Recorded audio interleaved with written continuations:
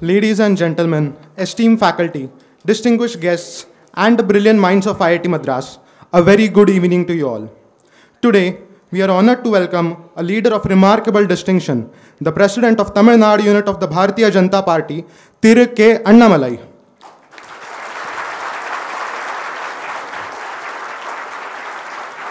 Thiru Annamalai is the youngest president of the BJP in its history, taking charge of the position at the age of 37.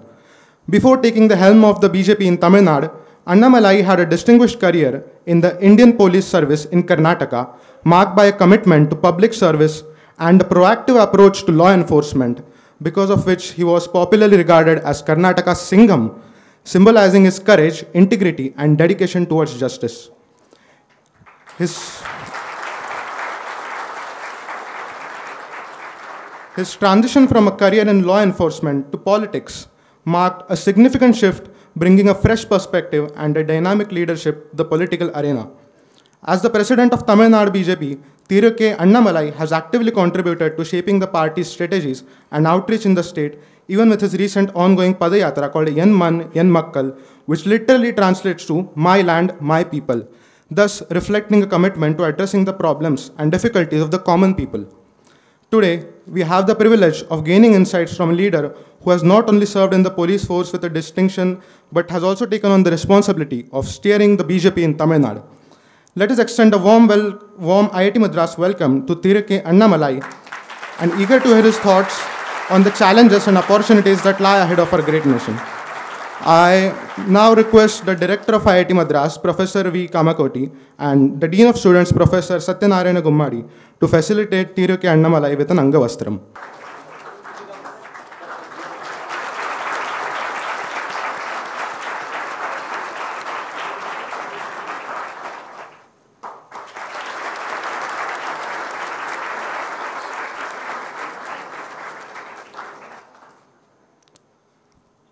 Thank you, sir. And without any more delay, let us now welcome Tamil Nadu BJP President Thiru K. Annamalai to the podium with a huge round of applause.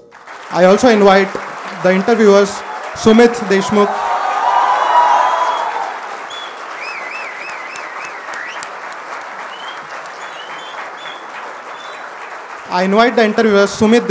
and Asha to the stage.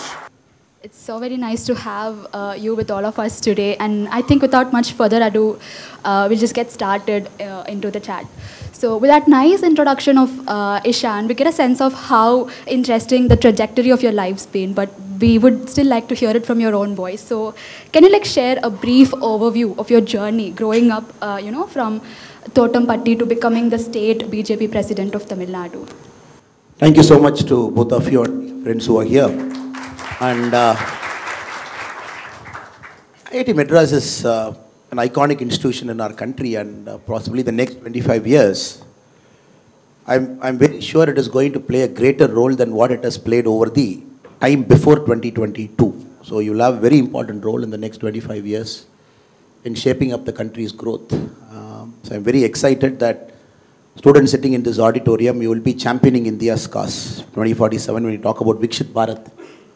And some of you have to create global companies sitting here, and some of you have to create employments to lakhs of people, solve India's problem, put India's map in the global sphere. So I'm very happy that today our discussion, probably from my field, policing for a little bit of time, and politics for a lot of time, and probably the future vision that we as a party have, and probably me as a person have. So that I think might contribute maybe 0.5%, 1% to you are thinking about politics and the future of India's growth, and how as a political party we are looking at the next 25 years. So I'm very glad I got this opportunity to share some of our insights and thoughts with you. At the same time, I know that you are truly brilliant guys. You can pick up anything at a pace that is unequal, unrivaled, and that has brought you to IIT Madras. You can just pick it up, whatever we say, and probably you will add your own thinking to it. So whatever we discuss, I'm sure it will help me, help you, and help others to reassess, reprioritize. And probably it is an opportunity for me also to remove some of the negative thoughts, or probably some of the negative things people might have against our party and against me or against some other person also. That is also I'm using this forum as an opportunity. Now, talk about myself, I thought I'll talk more about the country, more about the economy, more about politics, and I'll take very little time to describe me as a person. So I was born in a small village in Karur district called Thottambatti. We have about 32 houses there. So the first generation guy in my family, me and my sister, both of us got into degree. Both of us, the first generation. Then it's a very small village, 32 villages, you can just imagine. And from there, typical school, then two choices in front of me, either take an engineering or take medicine. I thought probably I'm not good enough to do medicine. You have to study more, so I chose engineering. So just to cut the long story short, maybe till the age of 21, 22, I never had any plan in life. I just allowed that the life is taking me. So since I chose engineering, I landed up in Coimbatore, PFG College of Technology. I got into a 5-year engineering course, and which probably the second and third year is very important to me because that is when I realized I never wanted to be an engineer after getting into engineering. I'm not sure how many of you sitting in this hall realize. But what to do? Second and third year, you realize you're not cut out for the engineering world. Then I thought, at that point of time, it's very rare when in 2002, when I entered engineering, 2007, I passed out. I took a break here. So many of you guys might take a break here also. It is unthought of. We people never encourage people to take a break here. The two person of my background, I took a break here for a year. Just wanted to realize where I wanted to go. I thought my education is incomplete. Let me do something, probably an MBA, general MBA, understand nuances. Then I can figure out what I want in life. Wrote CAT, got into IIM Lucknow. So did 2 years of my MBA there. 2010-11, I got a fair degree of where I wanted to go. I wanted to get into public service. I wanted to get into serving the civil society. And even then, the option of politics was still there. My first year MBA, normally in IIMs, you have this option of doing an internship. So I was the early guys to do an internship with the political party. So first year, I took a break. I never went for a corporate internship. I interned with the political party, Mr. Vijaykanth's political party, that point of time, DMDK in 2009. 3 months I was with them. Then after my internship, I realized I am not good enough to get into politics. It's a very tough field, unforgiving for a first generation guy like me. That too in a state like Tamil Nadu that is dominated by cinema power, money power and muscle power and everything. So I quietly looked at what are the other options I have. 26/11 happened, the Mumbai. That had a lingering thought, big motivation for me to write civil service because you need some push to get into civil service. And even if you're intelligent, unless you don't have that motive to get into civil service, a lot of guys don't make it. That's why civil service is designed for people of above average ability and aptitude. But unless you have that calling factor, I see a lot of intelligent guys just going to the wayside because the calling factor is not there. For me, the calling factor was the Mumbai attack. Somebody entering into our country in 2008, November 26, killing people just like that, not being held accountable, politics just wasting time, telling the Americans, asking for a neutral observer, come, talk to Pakistanis, find a way, and nothing was happening. So that was the push that was needed. Wrote civil service, got into IPS, Karnataka, 9.5 years. Very good period of my life. I still enjoy every moment of my khaki. But there's always that time when you figure out that you want to get out of that cage. It is preparing you for something more meaningful and significant. 2019, May 28, I decided enough is enough. And this is the time for me to really pursue what I wanted. Get into grassroots, work with people. So quit policing. Started a foundation called We the Leaders Foundation. Even now it is active. Ran it for a year with about 8,800 volunteers we have. Very active in a couple of districts in Tamil Nadu, especially in the western part of Tamil Nadu. Very active with it for a year. Organic farming, skilling, entrepreneurship, all those things. Then you are 36, 37 with an IPS background, sitting in a village doing something. Then you develop a curiosity. People develop a curiosity. People come calling. They ask, what are you doing? What are you doing in a village? Why not this? Why not that? That's how I got pulled into politics. So frankly speaking, I'm an accidental politician. And never really wanted to get into politics because I always felt politics is not cut out for people like me who see life in just black and white. I don't see it in grey. And maybe that is a problem I always have. For me, it is either correct and wrong. And there is nothing called I operate in the middle. Politics, most of the time you have to be in the middle. You have to do all kinds of deals. You got to get all kinds of people along. And that tests your morality to the limit. And your morality is so tested. And many a times you got to do certain things. You're so uncomfortable in the short term because it is good for the long term. And many of the things that you have to do in the short term, even if it might appear good in the short term, it is really harmful in the long term. So every day it is that kind of things, whom you align, what kind of people you mingle with, and what kind of people you give a responsibility to. So here I am sitting in front of you. So maybe this is my life over the last 37, 38 years. Thank you.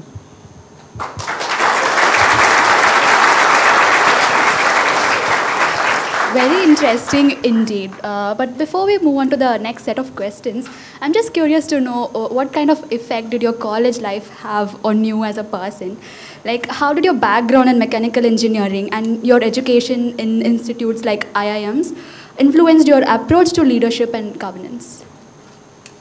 For me, engineering was, you all know, I think you are engineering guys here, sitting in one of the best colleges in the world. And engineering tried to make me as a methodical guy, my professors tried their level best to make me as a process man. But somehow I resisted that. I'm always a human guy. And that's why equations I never do well, mathematics I never do well. I have to see something in hand to realize. When you talk about electrons flowing, I never understand what is that. Hydrodynamics, I'm very bad. So I never had that aptitude, sir. To be frank, I was a very bad engineering student, frankly speaking. Not very good in engineering, because for me, that is the kind of mindset I had. I have to feel something, see something. Only then I could understand that in the class. So I'm never good with theory. So since many of you are good with theory, you are sitting here. And that is the time in second year I felt, oh, this is not for me. And people said, you have to learn some computer course. I'm talking of 2002, 3. And I went to one computer course. Just for 10 minutes, I said, it is not. What is this equation? What is it going to give? I'm not here. But that is the time I realized, what am I going to do with my life? So it is 5 years now. I'm in second year. I realized I'm not going to do it. 3 years. What am I going to do? Then I started immersing myself in a lot of extracurricular activities. So part of a couple of clubs. I still remember when the tsunami struck Tamil Nadu, the coastal part. And I went to my principal, I said, I want to go there and serve. Principal said, no, you're not part of the national service scheme. I said, no, tomorrow I'm joining. But I said, no, guys who are part of the NSS will go, but not you. I said, okay, is there anything vacant in there? If I have to lift something, I can lift and give it to them. Even a sack of rice or anything, you tell me. They said, people are there, but there is photographer, there is a vacancy. And I asked my friend in the night, a person, Karthik in NSS, I said, can you teach me photography overnight? So now you have all these hackathon courses, overnight photography. He was like, are you mad? No, the principal told me there is a photographer role. I really want to be there in Nagargovil, tsunami struck area, but I have to learn photography. So overnight I learned photography. Next day I convinced the NSS coordinator I'm a good photographer, went there. When the pictures came, it was either a hand or a leg or a part of a body. And the reason I'm trying to tell you this story is, that motivated me. So I found, okay, my calling is somewhere here. So unless you explore yourself, you will never know what is your calling. When the campus gives you so many opportunities, clubs, personality club, character club, NSS, you have dramatics, all kind of things. So for me, I pushed myself to get into uncomfortable situation in the campus. And I also used to stammer. And a guy coming from village, Tamil medium, then picking up English, your mind has to process that. So I used to go to the campus people and ask my professors, can I give a vote of thanks? Can I start with a simple vote of thanks? And can you ask me to go and give this introduction like the gentleman who gave me very, very beautifully, he said, a lot of nice words which I think I don't deserve also. And slowly I prepared myself. So campus, to put it short, is the place where I ironed out my deficiency. I knew what I'm bad. I knew what I'm better. So I wanted to improve my better part of my personality. I wanted to slowly remove the small things that is hindering my personality development. So that I used my engineering very fully. Third year, fourth year, fifth year, thoroughly I used it. Travel, get into uncomfortable zones of public speaking. I want to speak, but I'm not good in speaking. Better my English. So that is the most important thing I remember on the campus. So that gave me the courage to take a break here. And my father was against it. He said, look, we all come from a village and you are trying to chase something which is not visible. And why can't you take a job that is in hand? Why can't you, sorry, I think I'm not seeing this side. And why can't you take a job and settle down? It was the hardest thing in life for me at the age of 21. 22, the hardest thing was for me to say no And I never knew a single person in my life who took a break here. I never knew a single person. I never knew there is something called break here. Then 1 year I again explored what I want to do. Should I do this? So I would say college helped me to move from a village boy to a person who is searching his identity. What am I going to do in life? So that gave me the courage to resist a lot of tendency to pick up something that is good in the short run. Pick up this, take up a job that, which it gave me the courage by 5th year, because saying no is the hardest thing, sister.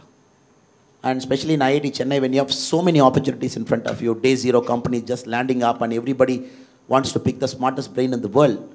And I think it will require a lot of courage the more higher you go in life to say no. When you don't have anything, it is easier to say no. In IIT Chennai, how can you say no? When there is everything in front of you. I hope and pray for you also the college over the next 4-5 years, whatever courses you are doing, 5-year course, 4-year course, it will help you to understand what you want to do in life. And probably if at the end of 4th year, 5th year, if you can pick up a clear yes and clear no, I think IIT has done its job. That is how I see my college.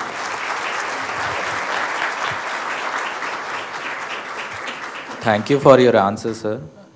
So, as a representative of people and civil servant, there was always an opportunity for you to uphold the constitutional values. So, then what made you to choose politics as your career? The same constitution made me to choose politics. Frankly speaking, I think it is some Greek philosopher who said, the highest calling in public life is politics. That's the highest calling. That's why we call it as political science. Because there is science to the whole idea of politics. And if you go on Google, you find a Greek philosopher who has written a book called How to Win Elections. He has given us science to winning an election. Thousands of years back he has written. And people like Plato at different points of time, they wanted to find out philosopher king, how to create a guardian who can rule our country very well. So they applied science to it. Take a child out, separate them from parents, teach them separately, and grow them up so that they become philosopher kings. So Greeks applied science to politics. And that's why they call political science. Whether it is working now or not is a different question. And for me, I'm taking some extra time to answer this question because it's not an easy answer for me. Why policing and why politics? Why this shift after about 9.5 years? I remember day 1 in Labasna, the Lal Bahadur Shastri Academy of Administration, when a batch like this, IAS, IPS and IRS, we all sit together, foreign service. It's a 3-month course. We all have to do a combined course to get to know each other, cross-assimilation. And there was an IPS officer who came and he was giving a lecture. He said, I know all of you guys are smart and you have cracked one of the toughest exams in India. And of course, many IITs are there, many IIMs are there. People from AIMS, some of the best institutes are there in that room. He said, the day 1 when you all get into your job, you think you are the smartest in the world because you've aced the toughest exam and we are preparing you. But you have to understand, a constable is more smarter than you. That when the day you realize that, that is the day your ego gets blown out. And that is the day you truly become a people's person. He gave an example. So I think he was allocated a cadre, probably Bihar or Jharkhand. That point of time it is Bihar mostly. And there was a case they were to hunt down a dacoit. Searching, they couldn't find that guy. So one day they located, okay, probably this dacoit is coming to this house in the night. So immediately the young ASP, the person who was talking there, he was the young ASP then. He called his whole team, he made them to stand parade, he said left, right, center, stand in attention. He said, come on, we know the dacoit is going to this house, we are going to surround that house, we are going to get that dacoit. You know, we are very brash and very confident straight after training. And there was a constable who was trying to raise his hand. He was like, keep quiet. The other guy was trying to say, like, keep quiet. And this is the plan, let us all go surround the house, let us do. They surrounded the house, 12 hours, nobody came out. 14 hours, nobody came out. Then this young ASP said, time to barge in. I am going to barge in and anybody who is willing to come behind me, come. So they broke the door, he went inside, there was no dacoit in the room.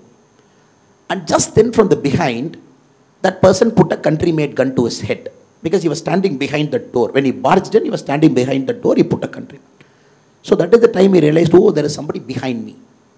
And it was a literal hand-to-hand combat. He said that I could realize the death in my eyes because the gun is there. And we were fighting with hand-to-hand. He shouldn't shoot me. And literally he had to chew his face. And the young ASP has to bite his face, nose, ears. He has to chew him to bring him under control. And later because since he saw death in his eyes, after the incident, the roll call happened, everybody, the debriefing. And he asked the constable, what are you trying to tell me? You are raising your hand in the morning during the briefing. He said, no sir, what I was trying to tell is, when a person is inside that house, for natural call he has to come out.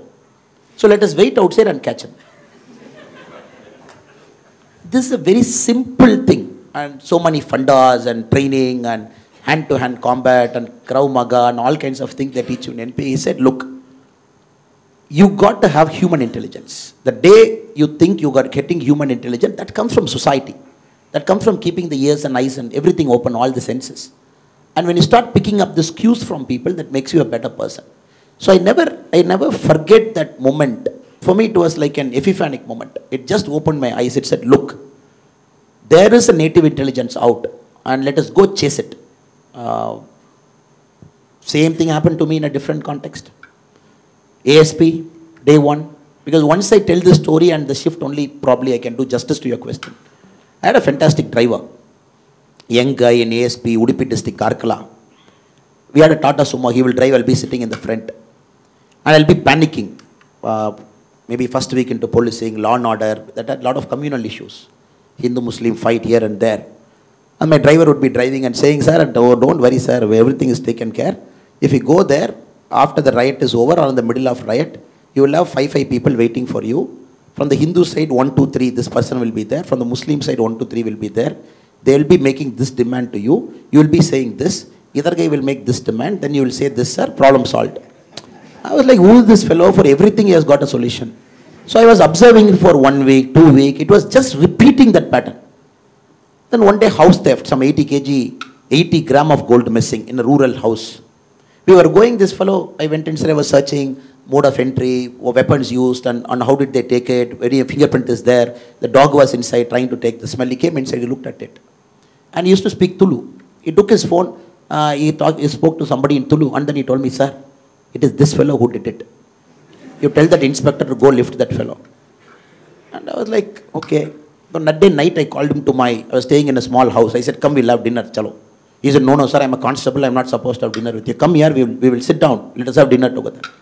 I said, how do you know this? How do you give me solutions for every bloody problem in the society, and why are you a driver? He told me, no, sir, I am a driver for 17 years. Same area I am driving. I have seen ASPs like you, 3 people. I have seen 6 DYSPs, Deputy Superintendent of Police, not IPS, same rank, Deputy Superintendent of Police. Same issue happens in a cycle, sir. May, this happens.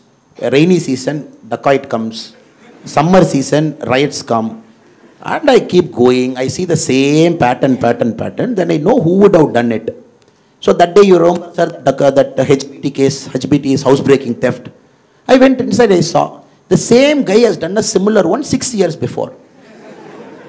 Because he used one crowbar to open it and that is the entry. I said, this is the guy.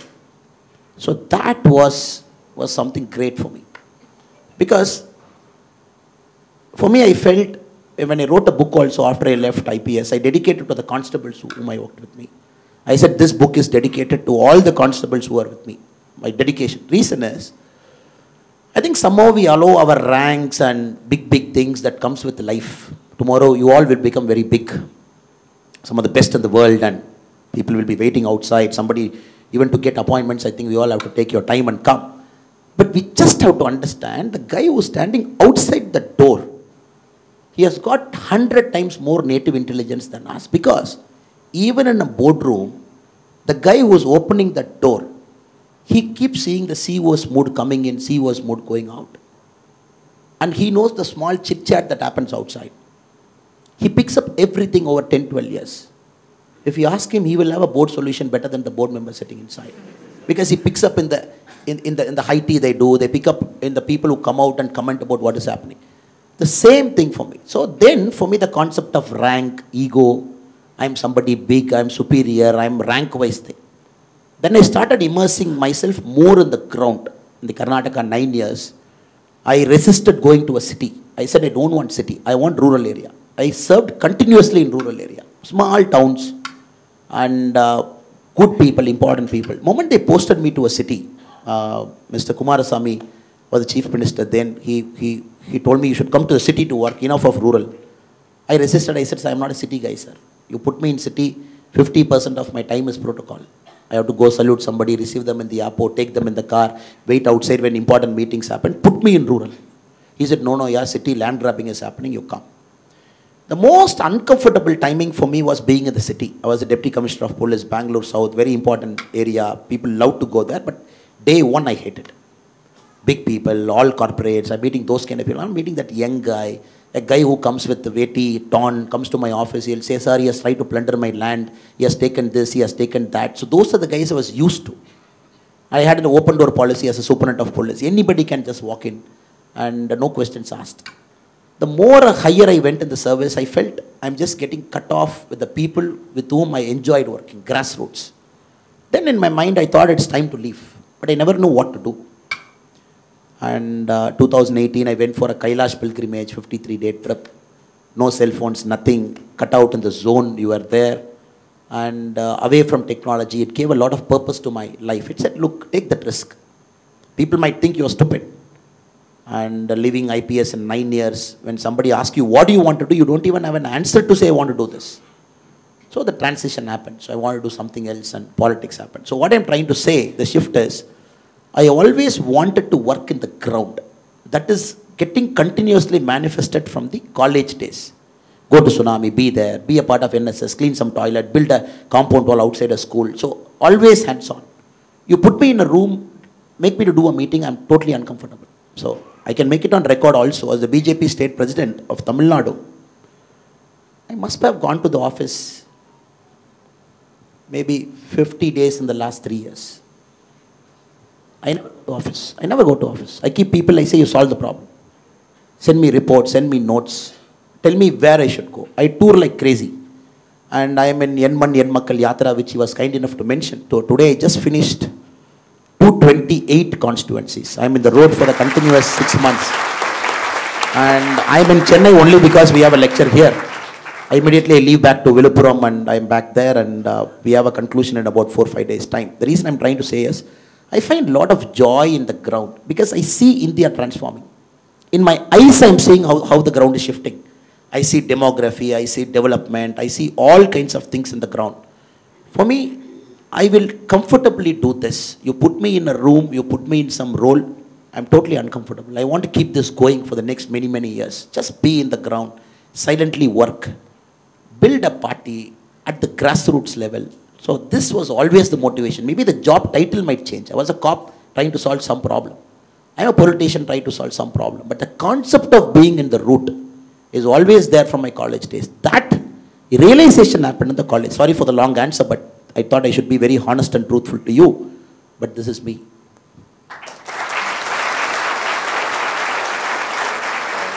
Thank you for the amazing insight, sir. So, being an ex-IPS officer and a leader of a national party, you have seen a lot of instances where social justice was upheld and some where it was not. So, what is justice to you? And did the definition of justice change with the change in your career? One of the toughest things in life is to define the concept of justice. One of the very toughest thing to do, practically if you speak. Because at one end you have the concept of positive discrimination in our life. It's enshrined in the Constitution. 1950 when the Constitution came, it was there for 10 years. You extended it for 10 years. Every 10 years you give an extension. And you say there is a segment of society that is historically disadvantaged. I'm going to make sure they have a level playing field. The concept of reservation, the positive discrimination, which the Americans call and in India we call reservation. So one end of the justice spectrum is that. At the other end of the justice spectrum, the concept of merit itself is seen differently. And you put 10 guys in the room and you give an exam paper to the 10 guys. And 10 guys score 10 different maybe marks, 99, 98, 97, 95. For me, merit doesn't mean the guy who scored 99 is standing first. In the traditional sense of merit, the guy who scored 99 is standing first. But for me, probably if you have seen the movie The 12th Fail, I'm sure IIT guys must have seen it. And that guy has moved a mountain. And he has moved a mountain. Where he was and copying and cheating. From there where he went, losing his bag, going to Delhi in a flour mill, grinding, then cracking at 4th attempt, 5th attempt, then getting into service. So, I think in India, the problem is, there is an element of disadvantage to a segment of population in the rural area when they start their life. Parents not educated. For me, till 22, I am not sure what to do. It is only college that gave me an idea of what to do. Good professors and students like this, they told me what to do. I remember I used to wear, even my dresses were old. My cousin's dress I used to wear. His shirt and pant after 5 years later will come to me. And that is the kind of life I had initially. And how do you define merit here? Is 99 the first rank, or a person who has moved a mountain and scored 97 is at a first rank? So, I don't have an answer. And my answer is not the right answer. And your answer is also not the right answer. So that is something we all have to appreciate and acknowledge. In a complex society like ours, when our current president, Madam Draupadi Murmu, if you look at her life, I'm not sure how many people have read through her life. Losing her husband, her daughter is still more like a clerk level in a bank, and wanted to quit after her husband's death, went to an ashram, dedicated herself to it. Then Modi ji became Prime Minister, called her back. Modi ji wanted her to be a governor. She became a governor. Then, the party wanted her to be the president of her country, and the first president from a tribal community. That is a great example of social justice, one end. But the kind of life Draupadi Murmu madam had, if you look at whatever trouble somebody can go through, she has gone through. And my kind answer and request to all of you is, as you live life, you will go through this complexity. The questions will come in your mind. What is right? What is right? When you start a startup and we will put a regulation saying that you have to hire this many people, 1/3 should be this, 1/3 board should be this. Sometimes you might resist. Is it a fair practice? Is it a good practice? Is it a great practice at the cutting edge level where India has to go 25 years from now? But this is a dilemma we all have to resolve collectively over the next 20-25 years. As we go through, communities that hasn't got representative will get representative. If you look at Modi ji's cabinet, it's a great example. Look at the Modi ji's cabinet. People from the scheduled caste and scheduled tribe community, highest representation, close to 19 people out of 76. If you look at the OBC representation, one of the highest. Again, technocrats representation, it's a proper basket mix. You have an Harvard educated former IAS, Ashwini Vaishnav in one end. You have a community which is never represented in Indian politics in the cabinet on one end. So it's a mix and match, it's a basket you all have to do. Everybody brings something to the table.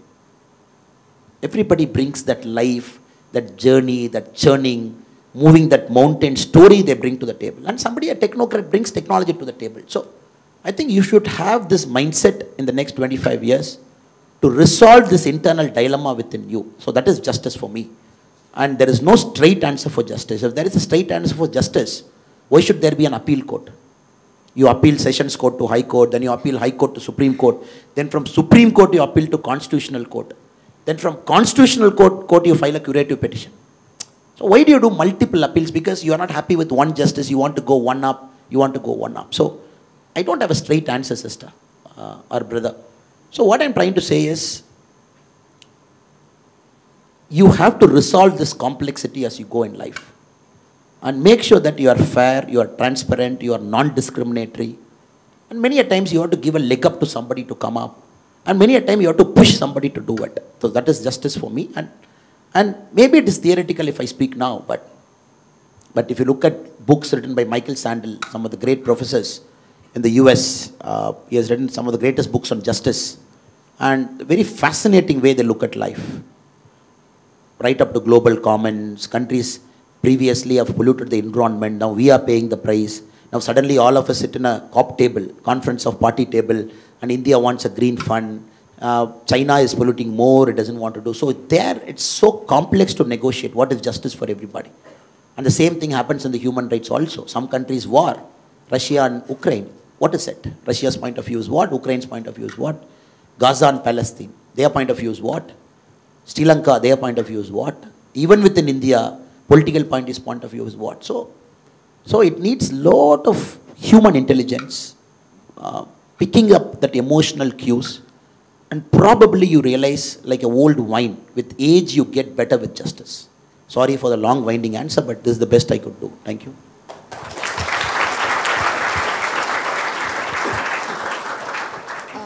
Thank you for that interesting insight, sir.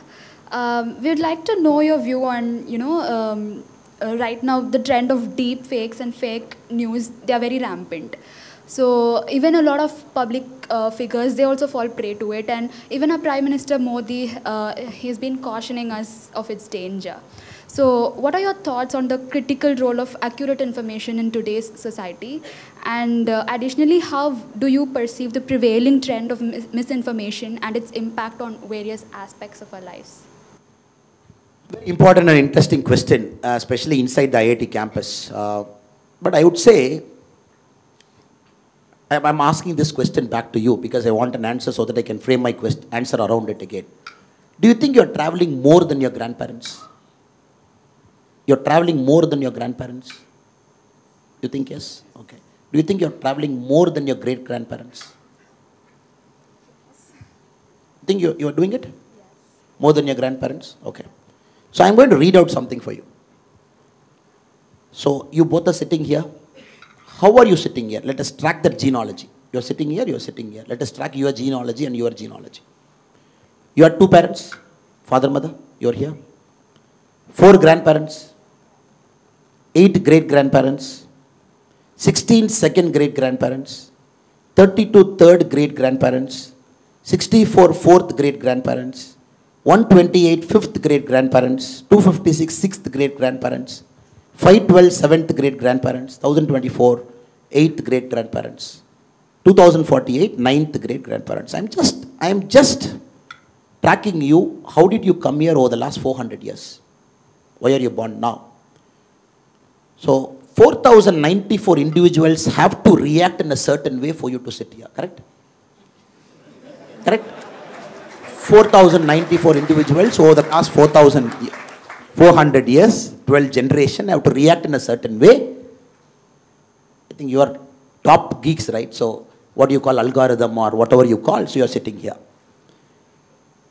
The reason we have to understand is, in my personal opinion, our generation is one of the most poorest in terms of traveling and reading.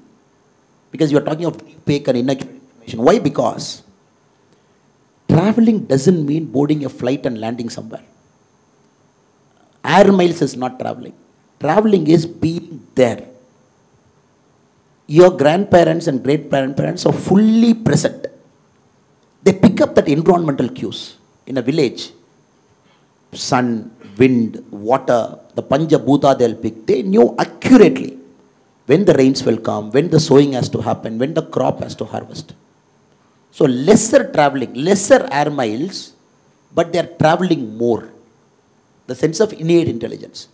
So you cannot give them a false information. Your great-grandparents will never fall prey to a false information. Because their mind is so sharp, they're picking up cues everywhere. And to the dot, I remember my grandfather, if my buffalo and our cow is pregnant at our village farm, my grandfather used to say the exact date he will say, this is the date the calf will be born. And he will say, if it's a male calf, it will be 7 days late. If it is a female calf, it will be 7 days more. To that degree, Panchanka, with respect to the moon, he will calculate. Do you think your mathematical model can do that now? 100% no. So, our generation has become an airmail generation. Go there and everywhere we are in a busy, and then we don't read. It just something comes in WhatsApp and clickbait. You just see it, tuck, tuck, tuck, tuck, tuck, your mind goes through a pattern, and psychology might have a lot of terms. So what has happened? Deepfake, false information is gaining ground. Because you and me don't have the patience without a cell phone away from you and me and understanding what it is. So it will only become more, it is not going to become less. So that we have to understand, because we are becoming an impatient generation. Let us acknowledge the fact. Tomorrow somebody cannot come and say, don't worry guys, so take time to read it and be patient so that this false information will go on its own. 50 years later, somebody sitting in IIT Chennai campus, false information and fake news will be the number one. Wars will be there. Fourth World War or Third World War might have happened, and country's economy might collapse because of that. So that's a big challenge for us right now. How to reverse it? One option countries always resort to is regulation. Okay, let us regulate. Let us regulate, or let us tighten the laws. Oh, you put a deep fake image of, if they put a deep fake image of you and me, nobody cares. Rashmika Mandana, everybody cares. And suddenly they say, how dare you put a deep fake about Rashmi Mandana? How dare you put it? And suddenly everybody becomes crazy and they say, we would immediately bring a law. Or maybe Amitabh Bachchan recently, they'll become so excited, they say, oh, it is happening. Now we have to understand, this is happening for a common man. The media doesn't talk about it. For a common man, for a common girl, I know the marriages are getting stopped because of a deep fake thing. In my generation, it was a college photo morphing. Somebody will go on a tour, and girl and boy will be standing in a line. So all these panchayats we have done. And they put one chain, they say, how dare, 10 years back you were standing with that boy near that waterfall, so marriage broken. So that is also a deep fake. And now it has gone more AI level where it is exactly like something. So only option we can solve, my personal opinion, more than regulation, more than tightening the laws, is our generation has to become very aware of what is happening around us. That is the only solution system. And we have to slow our mind little bit less. The speed in which you are processing, your brain is processing, it is only operating with a pattern. It is not thinking, it is operating with a pattern. And especially IIT Chennai, the day you realize it, I think we will live a good life. Your mind is going through a pattern. It is picking up some information. It is going back. The neurons is getting fired 10 years back, 12 years back. It finds a pattern. It tells you, this guy is bad. This guy is good. This guy looks like this. He is harmful. So slow it down. Yoga is one. Meditation is one. Breathing is one. And being aware of who you are anytime around you is one. So that is the only solution. It might look slightly unorthodox. What is this guy sitting here and talking? He should have talked about regulation. Today there is a big fight happening in Gemini. There is a fight that is happening. Rajiv Chandrasekhar ji has given a big statement. It is violating section 3 of, there is a big expert sitting here in the front row. They all contribute to the government's policy making. I know for a fact many professors here are some of the best in computer science. They sit in some of the top boards of our country. But do you think that is a solution? I don't know. I don't know. And China tried doing things in the American elections. Computers hacked Democratic Party. We all have seen the story. And cyber espionage is a big thing now. But for a person to read something against other person, probably slow it down the thinking, take a moment of breath, realize it's a false news, then you don't put that share and like and retweet. Moment it comes down, am I a jobless fellow to put a fake image of Rashmika Mandana if I don't get like? Since everybody forwards, everybody likes, everybody retweets, oh, let me put one more deep fake image of some other actor. That is how jobless fellow do. Now when the retweets, likes and everything comes down because the society is becoming very conscious, then who is jobless to put a deep fake image? So this is my answer. Not sure whether it is orthodox or unorthodox, but this has come to my mind right now. Thank you, sir.